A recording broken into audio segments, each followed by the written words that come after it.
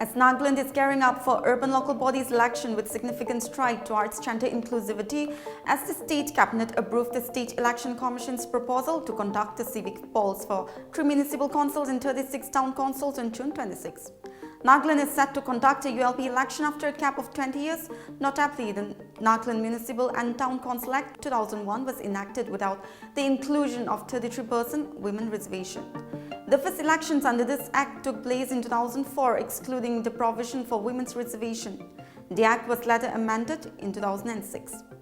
However, in 2017, violent protests erupted against ULP elections proposing 33% women reservation, leading to casualties and vandalism of government properties. Opposition stemmed from concerns about potential infringements on special provisions granted to Nagaland under Article 371, Clause A of the Constitution. The act was repealed and a new act called the Nagaland Municipal Act 2023, inclusive of 33% women reservation, was enacted in the State Assembly last year. The civic body polls, which was conducted last in 2004 without reservations, remained stalled due to opposition by organizations representing Naga tribes against the 33% women reservation.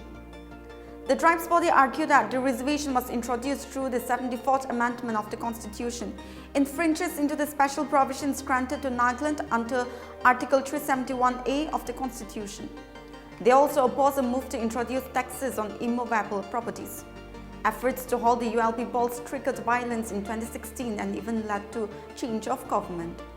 But the state government was caught in a bind after women groups moved to the Supreme Court and the Apex Court ordered the state government to conduct the polls as per the constitutional provisions. The tribe bodies, however, remained firm on their stand.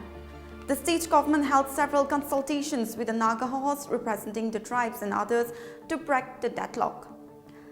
The state government finally amended the Nagaland Municipal Act in 2023, removing the provision for reservation of the chairman's post for women. It also decided to remove the plan to levy tax on immovable properties. This finally convinced the tribe bodies to allow the ULP polls.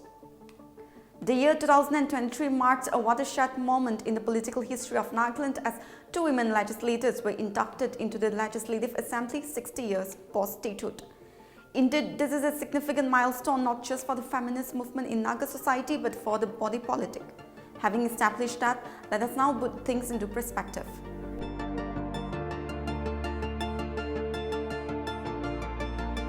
From the first Nagaland Legislative Assembly election in 1964 to the most recent 14th election in 2023, women contestants comprise a measly 1% of the total 2,507 that contested. In fact, 5 of the 14 assembly elections 1964, 1974, 1977, 1989, 1998 saw no women contestant. It was only after a year that the turn of the new century that election witnessed more frequent participation of women contestants, of which 2018 saw the highest number of women candidates constituting 2.56% of the total pool of the contestants for that particular year.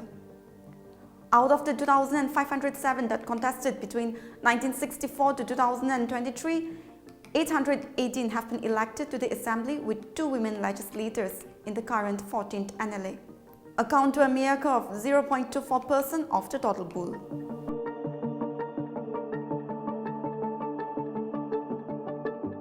State has a total of 418 wards spread over 3 municipalities and 36 town councils, out of which 142 wards are reserved for women.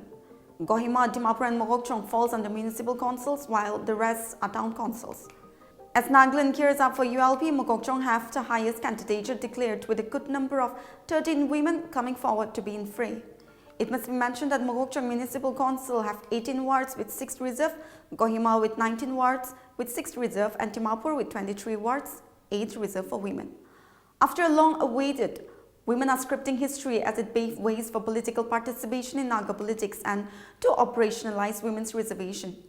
While increased presence of women in national and state legislatures not only ensures greater voice of women in legislative deliberations but also increases the overall opportunity for women leaders to access the various institutions of power within the framework of India's parliamentary democracy. Well, the women we are talking about here could be your own daughter, sister, mother or your wife. All of us were once inside a womb for 9 months and cared by her until we became independent and self-sufficient. 2024 ULB polls is a time to give her a chance and prove her capacity by providing her with equal opportunities in order to build a stronger Nagaland. Good night.